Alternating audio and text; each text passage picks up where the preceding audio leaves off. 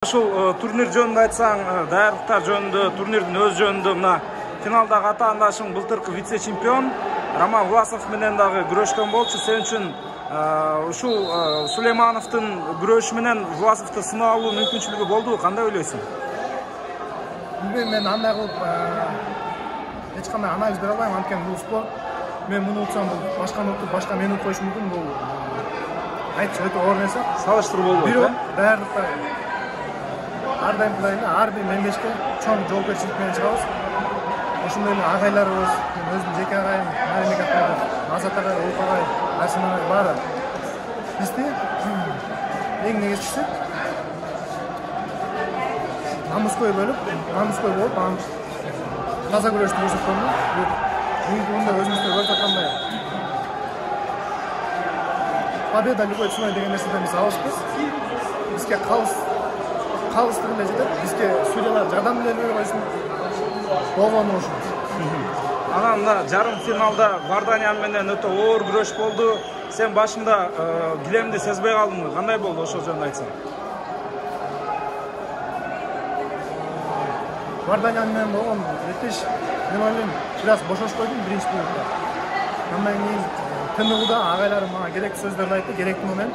Мен экинчи минут өзүңүздөр көргөндөй мен койсом.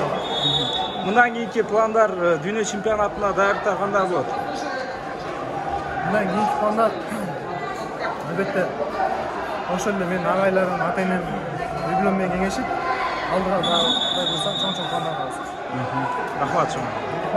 Баарына чексиздик. Жаңы О абоненттер үчүн 4 жумага болгону 495 сом. Дароо азыр кошуп алда 3 айга арзандатууга ээ бол. Чексиз интернет, чалуулар, социалдык тармактар, мессенджерлер, OTV.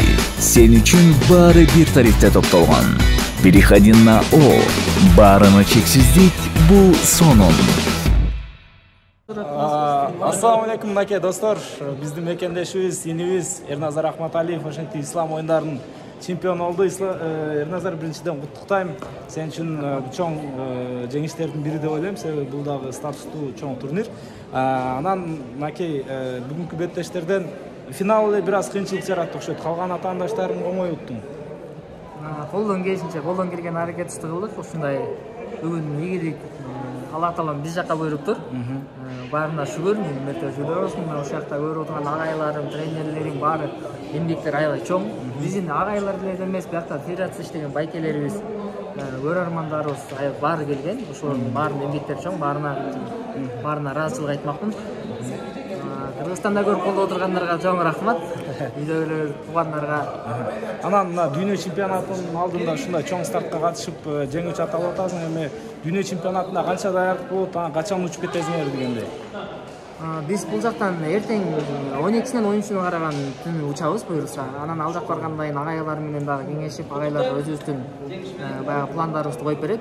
Ошол жакка барганда бизге белгилүү болот ал. Чемпионат берага кандай дайындык көрөбүз, кайсы жакта көрөбүз.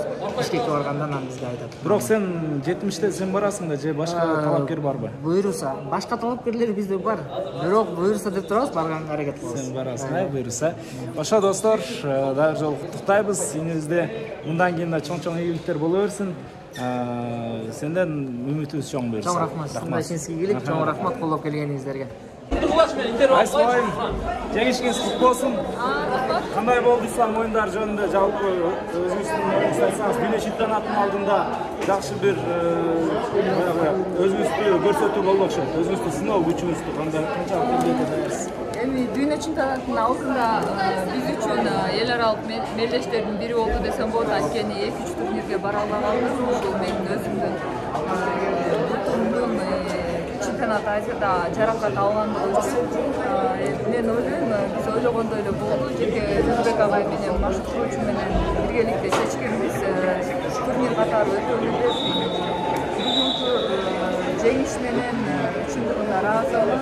Ошондой эле сүйүнүп жатам десем болот. Сиз карьераңызда мына экинчи ирет ислам оюндарын утуп атасыз. Буга чейин Бакыда уттуңуз эле. Кайсысы оңой болду, кайсысы жеңил болду?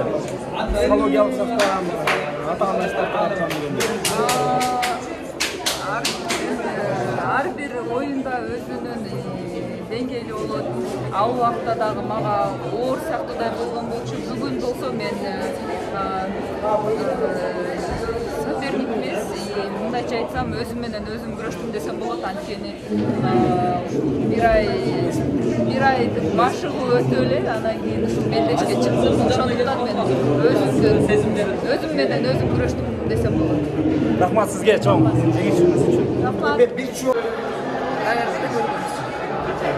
Эми дүйнө чемпионатына даярдыктар кандай болот?